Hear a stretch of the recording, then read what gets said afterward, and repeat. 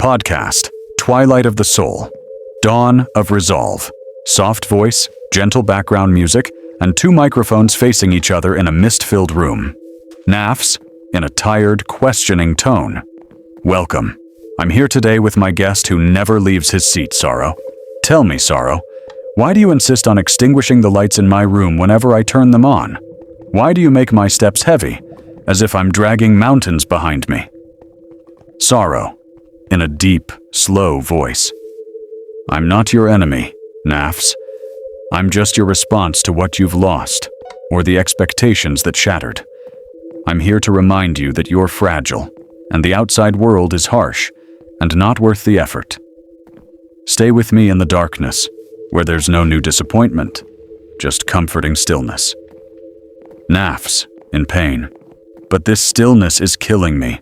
I feel like I'm turning into a statue. Where's the energy? Where's the desire to see the sun? Sorrow, coldly. Energy is an illusion, and the sun will burn you then set. Why exert yourself for inevitable failure? Surrender to my weight. It's easier than resistance. Suddenly, a lively, strong, and bright voice bursts into the studio. Motivation, in a confident, energetic tone. Sorry to interrupt. I've heard enough of this discouraging talk. Nafs, Sorrow is lying to you when it says stillness is safe. Stillness is the rust that eats away precious metal. Happiness, in a gentle, inspiring tone. And I'm here to remind you, dear, I'm not a destination you reach. I'm a decision you make now. Sorrow is part of the journey, yes, but it's not the final stop. Nafs, hesitantly. But how do I move? Sorrow has bound my feet with chains of despair. Motivation, firmly addressing Sorrow. Lift your chains off her. Listen, Nafs, energy doesn't come from waiting. It comes from movement.